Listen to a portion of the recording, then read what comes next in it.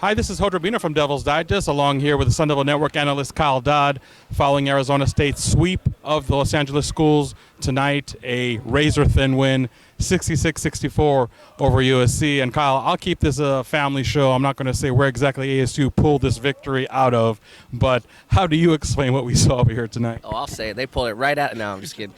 You know what? I mean, honestly, this is a tough basketball team. This is a team that really takes on the identity of their coach, and there was times in that game where they'd cut it to 4 or cut it to 5, and I thought, okay, here we go, and then SC would extend it back to 10, and it just looked like that was going to be that way all night.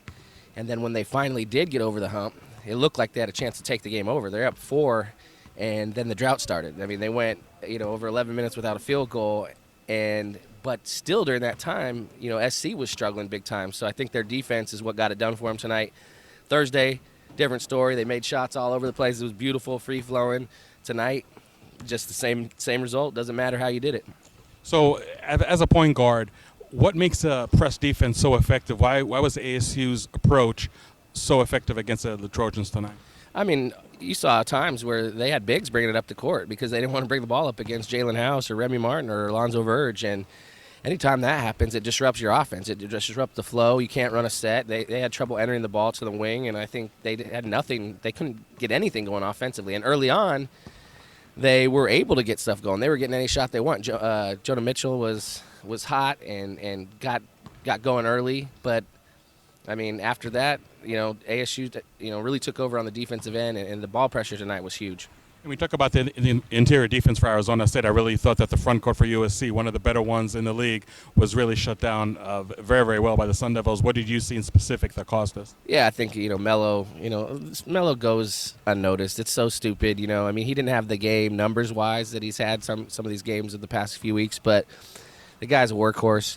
And I think he takes offense to the fact when these young guys get credit. He's been in this league doing it for a while. And, we saw it last Saturday in Seattle against Stewart. He just took it right at him. And then Melo did a great job beating him to spots today. And he, barely got any touches, honestly, because Melo was doing a good job. And then also Tayshaun Cherry did a great job. I thought he shut down Rakocevic in the second half. And if Tay could get a ball to go through the net for him, it feels like a lid on that thing for him. He did a nice job keeping balls alive. And I really liked the way he played. Although he didn't, the scoring numbers weren't great. I really thought he had a huge, contribution in this game tonight.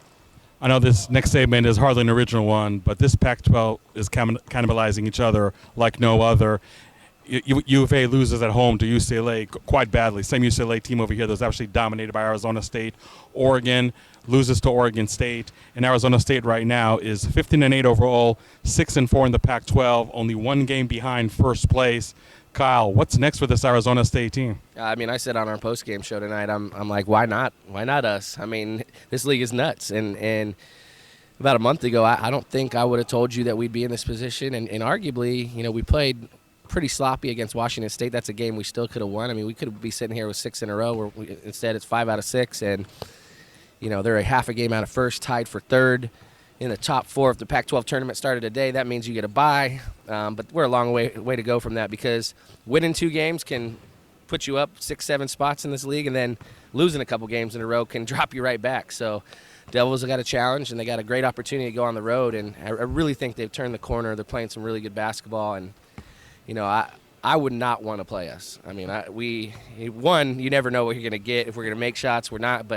But 2, we're gonna beat you up on the ball, and we're gonna get after you. And I can't say enough about Bobby Hurley and his staff and what they've done. These guys are playing. I mean, it's a tough basketball team. Well, the roller coaster might be more prevalent in other Pac-12 teams than other, but Arizona State, as Kyle said, winners 5 of the last 6, go on a pretty challenging road trip in the Bay Area. But next up for the Sun Devils, Stanford, who just lost to both mountain schools this past weekend. Does it mean something? Does it mean anything? Your guess, Kyle's guess, is as good as mine. Signing off for Desert Financial Arena, this is Hodrobino reporting for DevilsDigest.com. Arizona State again victorious over USC, 66-64.